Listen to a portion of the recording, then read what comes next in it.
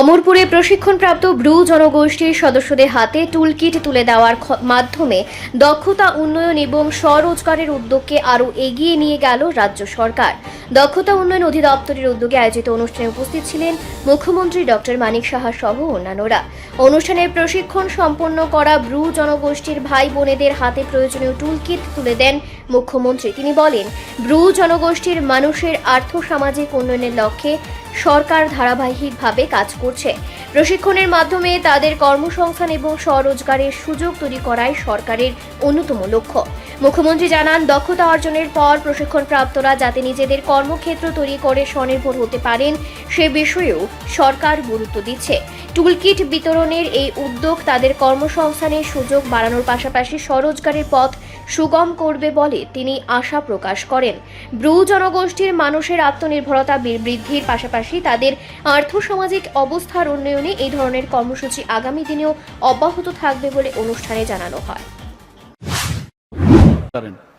আমাদের স্টেটেরও কিছু flagship scheme আমরা কিন্তু করেছি। মুখ্যমন্ত্রী দক্ষতা উন্নয়ন প্রকল্পে এখন পর্যন্ত প্রায় 12,000 যারা ইউথ আছে তাদের স্কিল ট্রেনিং সম্পন্ন হয়েছে এবং আপনারা জেনে খুশি হবেন বর্তমানে প্রায় 1,750 জন আরও সেখানে প্রশিক্ষণ নিচ্ছে এবং এর মধ্যে প্রায় 2,200 জনের বেশি যারা প্রার্থীরা রয়েছেন তাদের কর্মসংস্থান হয়েছে।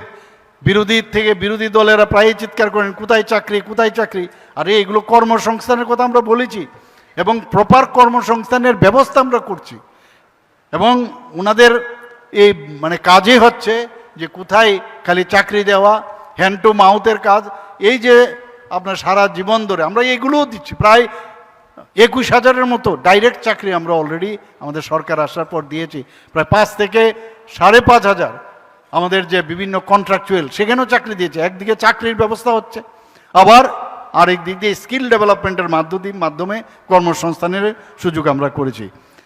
আমাদের স্টেটে রাজ্যব্যাপী যে জব ফেয়ার যে মাঝে মাঝে হয় সেখানে প্রায় 43 কোম্পানি যারা এই স্কিল ডেভেলপমেন্টে তার দক্ষতা অর্জন করেছেন তাদের সাথে যুক্ত হয়েছেন, তারা চাকরি পেয়েছেন এবং চলতি এই বছরের অর্থ বছরে 735-টিরও বেশি চাকরির সুযোগ সেখানে হয়েছে। ত্রিপুরার 914 জন অ্যাপ্রেন্টিস এবং 184 জন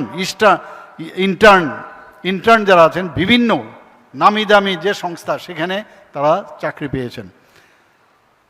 আমরা দক্ষতা উন্নয়ন দপ্তরকে আমি অনুরোধ করব, যারা প্রশিক্ষণ পাচ্ছেন যুবক যুবতীরা তাদের উপর আরও বেশি গুরুত্ব দিতে হবে। খালি করলাম তা না, তাকে যাতে কাজের সুবিধা হয় এবং তাদের আগ্রহ যেটা করেছেন যে বলছে যে আমি এই স্কিল ডেভেলপমেন্টটা চাই না ওইটা চাই, সেইগুলো যাতে বাজারের সাথে সামঞ্জস্য রেখে যেখানে যা প্রয়োজন আছে সেইভাবে তাদের যেন স্কিল ডেভেলপমেন্ট বাজারের চাহিদা অনুসারে সেইভাবে যদি করা হয় তাহলে আমাদের ছেলেমেয়েরা স্কিল ডেভেলপমেন্টের মাধ্যমে সেই সুযোগটা পাবে। কারণ এই প্রশিক্ষণ যখনই হবে এবং তার সাফল্য তখনই তার পূর্ণতা পায় যখন তার একটা স্থায়ী জীবিকা এবং কর্মসংস্থানের পথ হয়। আমি পাশ করলাম, আমি সব কিছু জেনে আসলাম, তারপর আমার কর্মসংস্থানের সেটার রেজাল্ট ওরিয়েন্টেড যদি না হয় তাহলে কিন্তু একটা ডিপ্রেশনের বিষয় দেয়, সেটি দিকে যেন না যায়। আমরা আমাদের সরকারের লক্ষ্য একটা আত্মনির্ভর ত্রিপুরা বানাতে চাই এবং দক্ষ মাননীয় প্রধানমন্ত্রীজি বারবার বলছেন এমপ্লয়েবিলিটি ইজ ভেরি ইম্পর্ট্যান্ট। অর্থাৎ যত বেশি দক্ষতা আপনি অর্জন করেছেন কিন্তু এটা প্রাইমারি স্টেজে আরও বেশি যত আরও দক্ষতা অর্জন করতে পারবেন সেটা যদি হয় তবেই আমাদের যে কর্মসংস্থানমুখী ত্রিপুরা সেটা তৈরি হবে এবং বিকশিত ভারত মাননীয় প্রধানমন্ত্রীজি এবং ত্রিপুরা আমরা বিকশিত ত্রিপুরা এই দুটোর যে চিন্তাভাবনা নিয়ে যখন সব মানুষ তার কর্মসংস্থান তার সুযোগ সুবিধা থাকবে, আত্মসম্মানের সাথে বাঁচবে, তবেই আমরা এই 2047-এ মাননীয় প্রধানমন্ত্রীজি যেটা বলছেন বিকশিত ভারত সেটা সম্ভব হবে।